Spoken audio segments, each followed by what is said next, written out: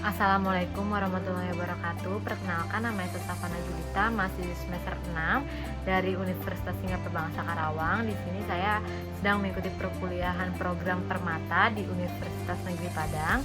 Di sini saya akan membacakan tugas dari kuliah kampus Permata saya, yaitu mata kuliah Kepemimpinan Kependidikan. Baik, di sini saya akan membacakan 9 strategi dan teknik mempengaruhi orang lain di mata kuliah Kepemimpinan Kependidikan itu sendiri.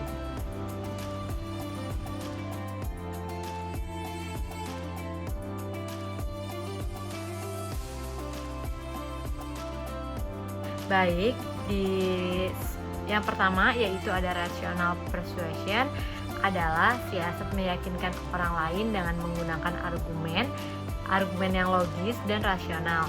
Seorang dokter yang memberi nasihat kepada pasien yang perokok berat dengan menjelaskan efek buruk merokok bagi paru-paru dan hasil penelitian yang membuktikan bahwa para perokok lebih rentan menderita penyakit kronis lain adalah salah satu contoh rational persuasion ini. Itu yang pertama, yaitu rational persuasion.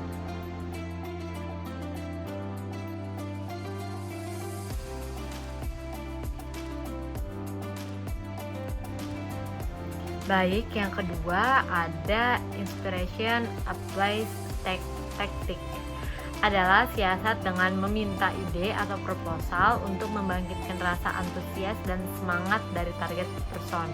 Contoh nyata penerapan adalah seseorang menteri yang membawahi Departemen Komunikasi dan Informasi atau Kominfo yang membuka kesempatan kepada seluruh komunitas IT untuk membuat proposal dan ide tentang pengembangan e-government di suatu negeri.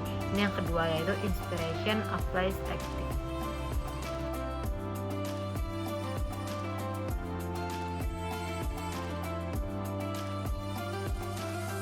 Baik, yang ketiga yaitu ada consultation taktik. Terjadi ketika kita meminta target person untuk berpartisipasi aktif dalam kegiatan yang kita agendakan.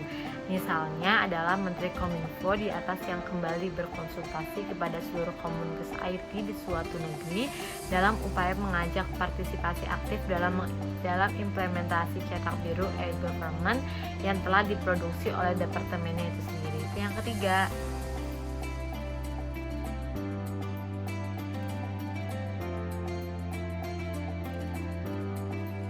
Baik, untuk yang keempat ada invitation taktik, adalah suatu siasat di mana kita berusaha untuk membuat senang hati dan tentram target person. Sebelum mengajukan permintaan yang sebenarnya, sendau gurau seseorang salesman terhadap langganan, pujian seseorang pimpinan terhadap bawahan sebelum memberi tugas baru, ataupun traktir makan seseorang partner bisnis atau adalah termasuk dalam invitation taktik ini. Itu yang keempat.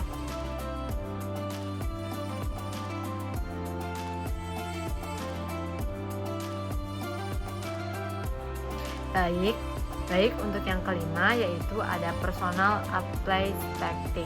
Terjadi ketika kita berusaha mempengaruhi target person dengan landasan hubungan persahabatan, pertemanan, atau hal yang bersifat personal lainnya.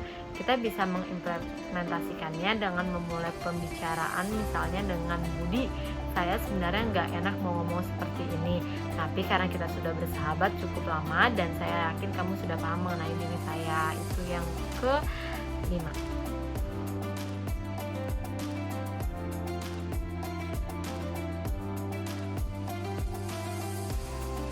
Untuk yang keenam itu sendiri yaitu ada exchange taktik, adalah mirip dengan personal apply taktik, namun sifatnya adalah bukan karena hubungan personal semata, namun lebih banyak karena adanya proses pertukaran pemahaman terhadap kesukaan, kesenangan, hobi, dan sebagainya di antara kita dan target person lainnya. Itu yang keenam.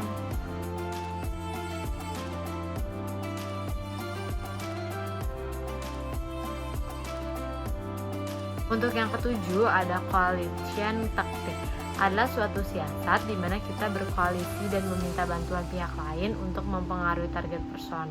Strategi kemenangan karena jumlah pengikut dipakai dalam siasat ini.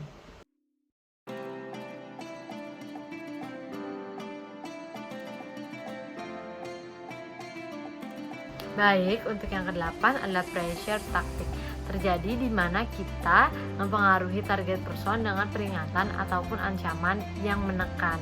Seorang komandan pasukan yang memberi ancaman penurunan pangkat bagi prajuritnya yang mengulangi kesalahan serupa adalah contoh implementasi pressure tactic ini.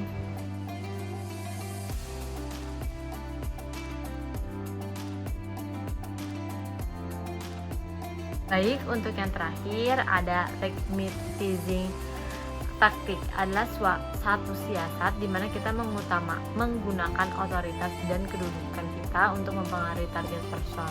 Presiden yang meminta seorang menteri untuk menyusun rancangan undang-undang, kepala sekolah yang diminta guru menyusun kurikulum pendidikan adalah beberapa contoh penerapan legitimizing taktik ini. Dan ini untuk yang terakhir. Baik, di sini ada 9 strategi dan teknik mempengaruhi orang lain. Yang pertama, kita ulang, ada rational persuasion, ada inspiration applies tactic, ada consultation tactic, ingredient tactic, personal applies tactic, exchange tactic, coalition tactic, pressure tactic, dan yang terakhir ada legitimizing tactic. Itu adalah 9 strategi dan